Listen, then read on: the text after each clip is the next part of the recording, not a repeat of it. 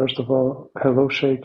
I'm Uh, Elias. I'm an agnostic, okay. but I'm interested in Shia Islam more than Sunni Islam, actually. So I read a Yeah. couple of hadiths. I watched some lectures also of you, and I just saw that here I'm able to ask you some questions, if that's okay for you. Sure. So what does agnostic mean? What do you believe in? Well, agnostic basically means that you cannot prove that God exists, but you can also not prove that he doesn't exist. Okay. All right. All right. So you're confused, in other words. So you don't know whether he exists or not, right? Yes, basically, because I think there's no such thing as an atheist, because no one can prove that God does not exist. But Yeah. I also believe it's kind of hard to prove that he does exist. So yeah. Okay. Okay. But anyway, so I've read What's your some question? hadiths. Yeah, there's a hadith. I think it was in Al-Kafi that I read, and one of the imams said that there are basically three types of people. Ones are the teachers, the imams. Mm-hmm. One of them is the students. One of them are the students, the Shia, and Mm-hmm. the rest is basically scum, garbage. No, not scum. No, no, not scum. Not scum, but Hamajun in the Ra'a. English Hamajun translation it said Ra'a. scum. I don't know a scum. Scum. Exactly. I don't know what a scum means. Uh, worthless things. Like dirt, like dirt. Yeah, worthless thing. Hamajun Ra'a. Ra'a means the common folks. How much? Let me see. Let me see how much in vocabulary. Okay, in dictionary wise, what does it mean? All right. Yeah, people who do not learn, people who just follow anything. So they don't really have much respect, right? But let me see. I mean, scum is just what I read in the translation, you know. I'm not sure what scum means in English. I know scum is not something good, but No, scum how is like dirt, scum is garbage, dirt. Dirt is soil. garbage. Yeah. It's Uh, garbage. uh, Referred to garbage. how much is not garbage? How much is not dirt? It's small insects. Small insects. Okay, that's what how much means. What was the so basically the imam wanted to say that all So the just people like the they're noble Quran, basically إن شر الدواب الذين كفروا ثم هم لا يؤمنون. إن شر الدواب عند الله ثم البكم الذين لا يعقلون. A person who doesn't follow the truth, who doesn't want to learn, and anything he may follow any new wave that comes in the society. Today he is atheist, tomorrow he will be socialist, and the next day he'll be something else. So that such a person, they're worthless. They're nothing. okay, I see. Yeah. So yeah, I If think you I want to ask understand. about Yeah. God, I can talk to you about Allah, about God, since you think there's no way to prove it. It's just So you see another. the house, and you don't believe there's a builder. Yes, I do. I do believe there's a builder. Yes. So that's it. This world is trillions times more complex and well designed than a house. So the builder Well, of the this thing is world, actually, this builder of this world, is way more capable, way more knowledgeable than the builder of a house. Billions and trillions. There's but infinitely more. how would you explain, for example, the what is it called, the bone where the baby comes out from the woman? Because this bone, I don't know the name in English, but this bone, it's like in a way which is not very There's a bone the baby helpful comes for the out of. woman. I think the womb. Yeah, I mean the woman when she gives birth, she has a lot of pain, right? Okay. And for example, scientists, they say that this construct of the bone, it's not really, The pelvis. it's not a good The pelvis is design tight, too because tight for the baby. That's what you're referring to. yeah, exactly. So So you think it should be wider? scientists, It should be wide. So why scientists don't operate on themselves? So have you ever heard a scientist's wife? She got operated before she getting pregnant, so her pelvis is more open. So yeah, I where do don't you know hear if this that's from? possible. No, No, I've I not just heard wanna. anybody doing that. Okay, I've never heard anybody doing that. So the human body's design is perfect, beyond perfect. There are things in the human body that scientists do not know its purpose. Like before, remember when genetics was new, they were talking about junk DNA. Junk DNA. You heard this term a lot. They would say, "Oh, there's so much DNA in human beings as junk. It's gathered there throughout evolution over millions of years. It's junk. They don't serve any purpose." Now years passed, and they now realize they're not junk. They all have purpose. So Okay, but then what there is the might be purpose of the? things in the human body that you would think that what's the purpose of this, we don't understand. But later on, with passage of time, more research, you realize that this is perfect. The design is so good. Okay. Likewise, when a baby, what's the purpose of what? But what is the purpose, for example, of the croxy bone? You know croxy bone? No, I don't. What bone is that? That's the end of the spinal cord. At the end of the spinal cord, we have a small bone.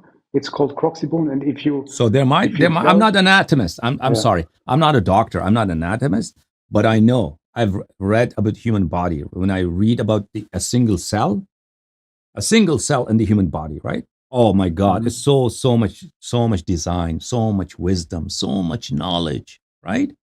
That infinite. So you, for instance, what's his name? Elon Musk. He builds cars, Tesla cars. They're pretty good, I guess. I've never driven one, and it takes a lot of engineering, a lot of design to build a Tesla. But this is nothing compared to one cell.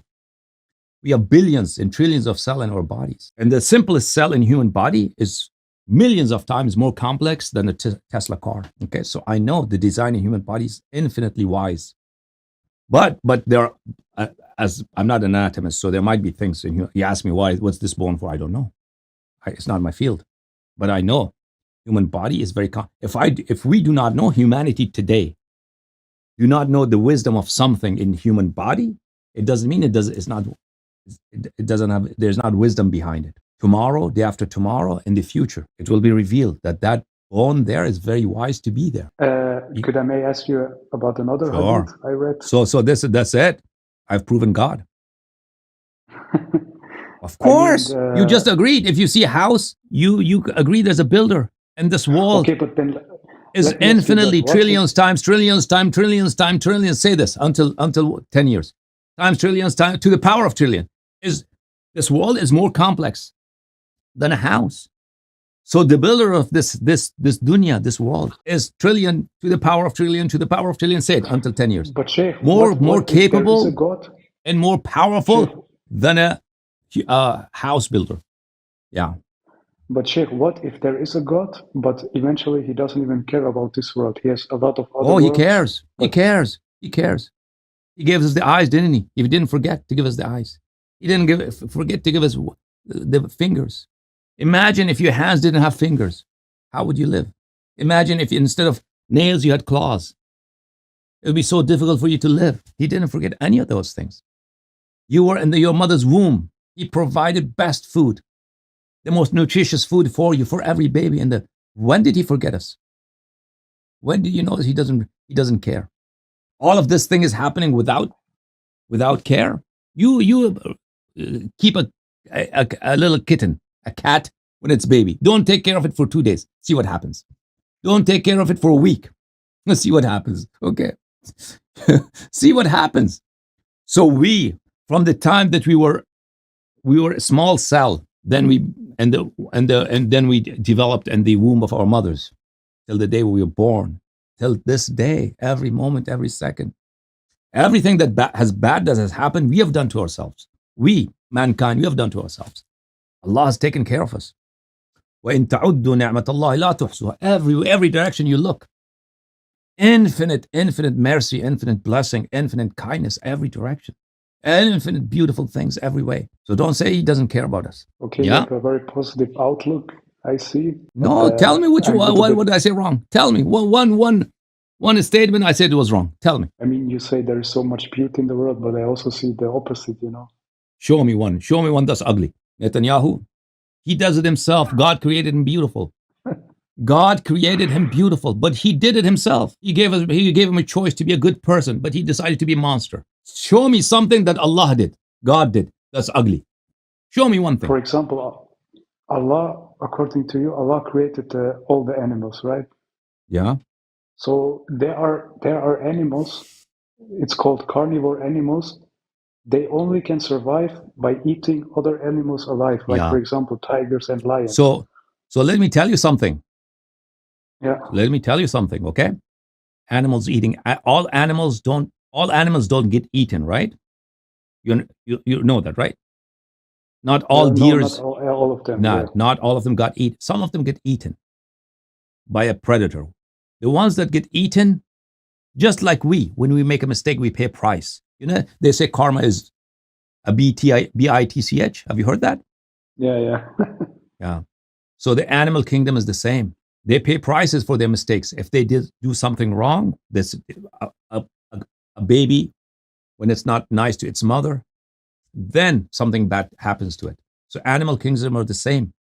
And then when a predator abuses his power and he kills someone, and if it was not that animal's fault, Allah subhanahu wa ta'ala rewards that animal in the day of judgment.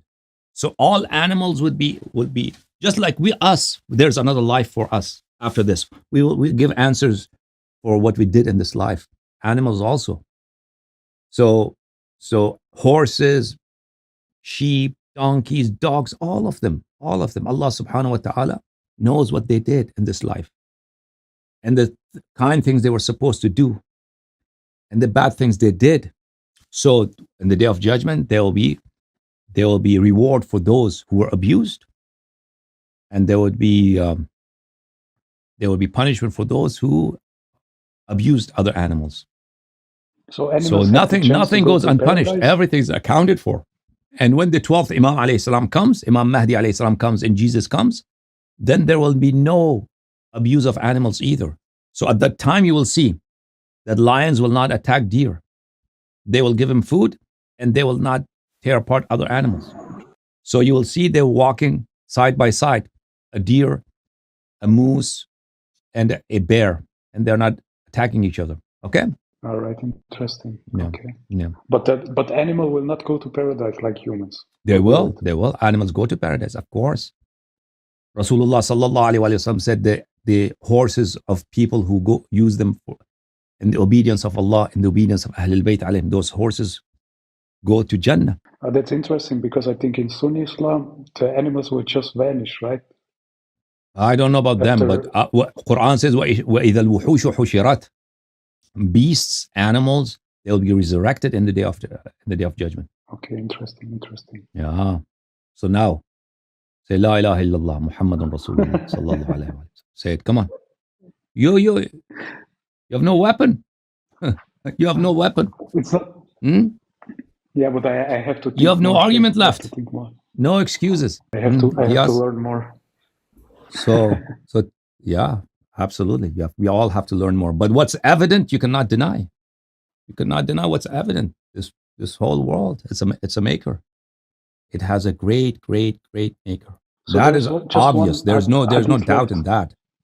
There is no doubt therein that this world is a maker. The maker is so great, so kind, so powerful, so knowledgeable, infinitely powerful and knowledgeable and kind. You know that. That's a fact. There's no denying that. People look for a small god. People look for like a demon god, like a pretty boy god, like a monster riding a horse. Of course, you cannot prove that. That you cannot prove. But the maker of this world, who is unlike this world, the kindest, the most knowledgeable, that is undeniably true. I just one more question about the hadith, sure. if you don't mind. Yeah. There's also another hadith, I think Sunni and Shias, they debated about it. It's basically about people who you shouldn't marry or not. And there was one Imam, I think he said that you shouldn't marry the Zanj people because the they're Zanj, yeah, the Zanj. That was a tribe that lived in Zanzibar, and they were not mu'min. So now a hadith about Shia, whether he's black, white, from anywhere. Allah Ta'ala has created mu'mineen from His light. They are blessed. So a person who's mu'min, if he comes, Rasulullah sallallahu alaihi wasallam, at his time, there's a hadith in Al-Kafi. If you can do a search, Juwaybir.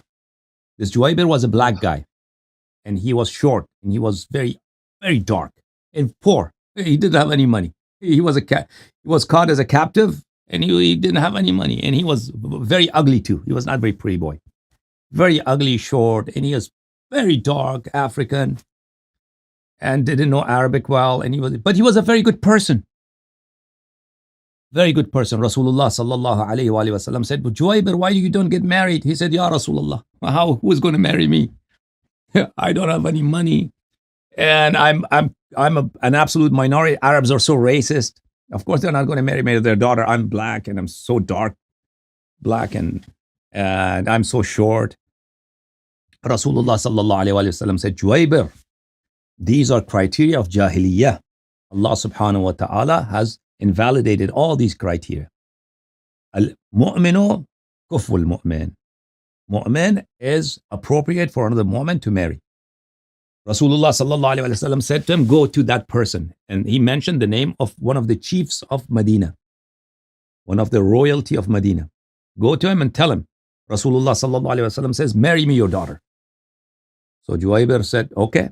He got up, he went to that person. That person was sitting in his guest house with lots of guests.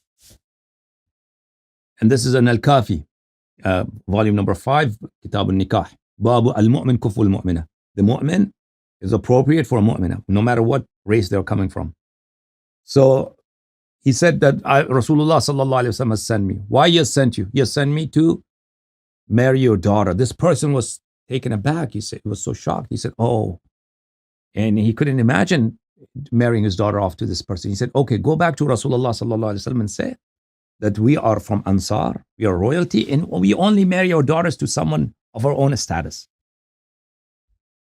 He said, okay, I'll go back. As he was leaving, his daughter had heard, this person's daughter, and she was a very beautiful girl. She said, Father, stop. He said, this Juwaybir said this to you? He said, yes. Don't reject a person who is Rasul sallallahu alaihi wasallam said. Go yourself to Rasulullah. He said, okay. So he said, Juwaybir, you stay here. Stay at my house. This person came. He was one of the chiefs of Ansar. He came to Rasulullah sallallahu alaihi wasallam, said, Ya Rasulullah, you said this. It's so inappropriate for me to marry my daughter, one of the most beautiful women in Medina, one of the most beautiful girls, virgin girl, to this black guy. He's short, he's ugly. He stinks, he doesn't have any money. Rasulullah sallallahu alaihi wasallam said, no, he's a mu'min, he's a good person, he has good character. And Allah subhanahu wa ta'ala has invalidated all the previous criteria. So marry your daughter to him. Because al-mu'min kuful mu'min. He said, okay, I will marry my daughter. So he married his daughter to this person. And he didn't have any money. So the bride's father said, I'll provide house. He provided a house, he provided everything. He also provided for the expenses of the marriage, the wedding. So he got married. And then after a while, there was a war, a battle, he was killed. And his wife was widowed. And because of this matter, this widow became so popular. Everybody wanted to marry this widow. So all the rich people, all prestigious people, you wanted to marry this woman, and they would offer her lots of gold as dowry to marry her. Okay, you heard me, Ilyas? So the hadith about Zanj, it's a specific tribe, and they were not mu'min either. They were not mu'min. You understand? Yes, thank you, Sheikh. Sure. I will call you another time. Okay, I'd appreciate your call, brother. May Allah bless you. Allah keep you. Thank you.